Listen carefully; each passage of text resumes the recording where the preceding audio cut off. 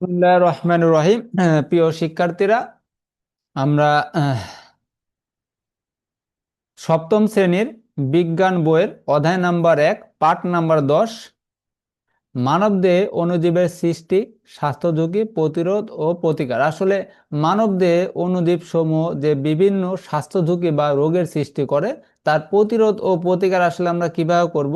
আমরা পাঠ নাম্বার 10 মানবদেহে অণুজীব সৃষ্ট স্বাস্থ্য ঝুঁকি ও প্রতিরোধ ও প্রতিকার এই অনুচ্ছেদটি পড়ে আসলে সে সম্বন্ধে আমরা জানতে পারবো।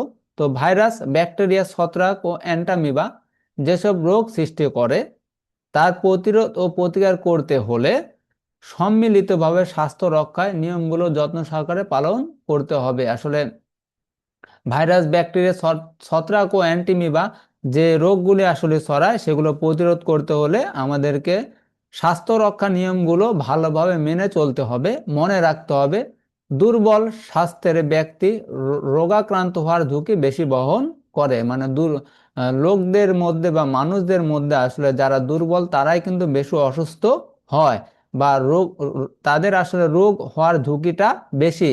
তাই সকলের উচিত সুষম খাদ্য প্রয়োজন মতো নিয়মিত গ্রহণ করা।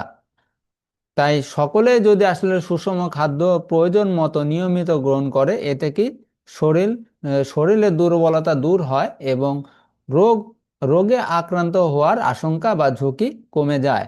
শুধু মাংস আর মাছ খেলে সুষম খাদ্যের ঘাটতি পূরণ হয় না। একই সাথে তাজা শাকসবজি ও ফলমূল খেলে তবে সুষম খাদ্যের ঘাটতি পূরণ হয়। তাহলে শুধু মাছ আর মাংস খেলে চলবে না, আমাদেরকে শাকসবজি ও ফলমূল সবই খেতে হবে। ভিটামিন ও খনিজ লবণ সুস্বাস্থ্য ও রোগ প্রতিরোধের জন্য খুবই গুরুত্বপূর্ণ। তাহলে ভিটামিন ও খনিজ লবণও আমাদেরকে গ্রহণ করতে হবে। এরপর আসে স্বাস্থ্যসম্মত পায়খানা ব্যবহার, মানে স্বাস্থ্যসম্মত পয় নিষ্কাশন ব্যবস্থাপনা। স্বাস্থ্যবিধি মেনে হাত ও মুখ পরিষ্কার করা, মানে আমরা আসলে সবসময় পরিষ্কার পরিচ্ছন্ন থাকবো বা থাকতে হবে বা থাকা। নিয়মিত দাঁত ব্রাশ করা, হাতের নখ কাটা ও সাবান ব্যবহার করে গোসল করা। রাস্তাঘাটে যত্রতত্র থুতু বা কফ না ফেলা।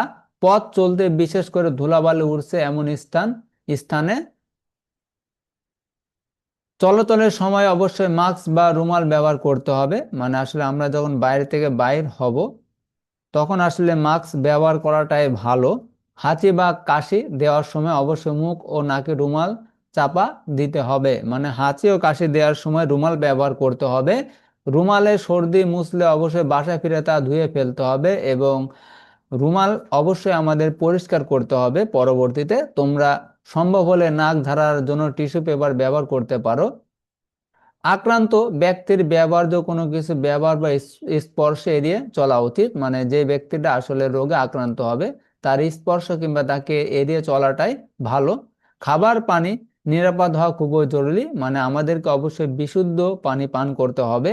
কলেরা, টাইফয়েড ইত্যাদি ব্যাকটেরিয়া সৃষ্ট রোগ থেকে বাঁচতে অবশ্যই নিরাপদ পানি ব্যবহার করতে হবে।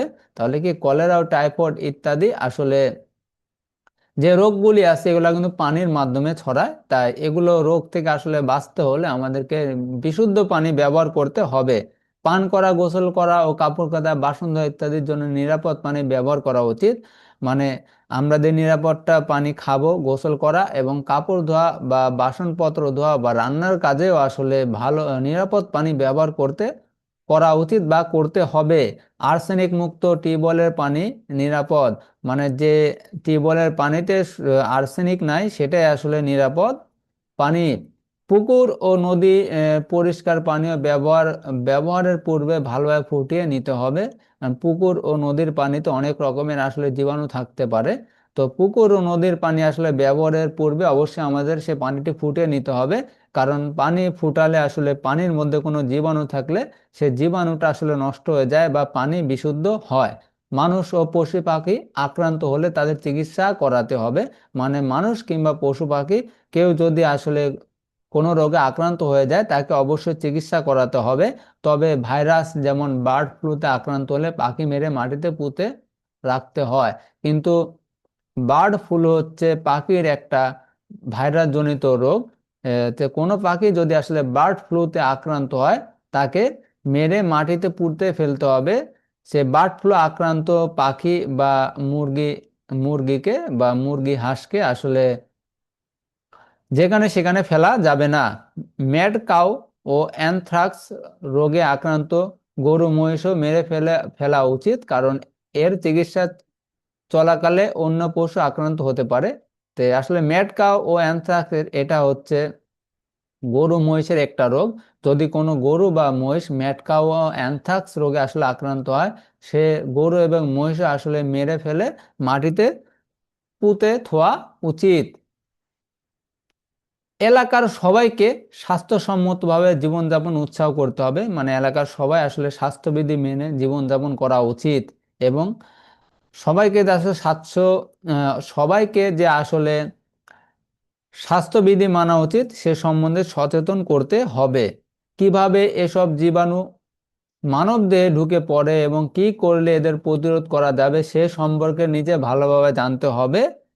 বিদ্যালয়ে, মসজিদ, মন্দির, খেলার মাঠ, হাট, বাজারে যেখানে লোক সমাগম বেশি সেখানে এ বিষয়ে আলোচনা শুরু করা যায়। মানে যেখানে আসলে প্রচুর লোক সমাগম হয় সেখানে সবাইকে আসলে সচেতন করতে হবে। এ ব্যাপারে মানুষকে সচেতন করাটাই সর্বশ্রেষ্ঠ প্রতিরোধ, মানে এই ব্যাপারে আসলে সচেতনটাই আসলে মূল ঔষধ।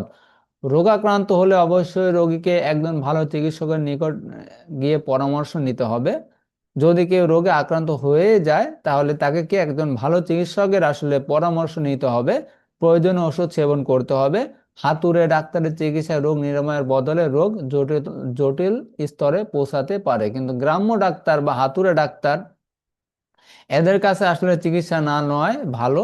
এরা চিকিৎসা করতে গিয়ে আসলে রোগ কমানি বাদ দিয়ে আরো বাড়াইয়া দিতে পারে।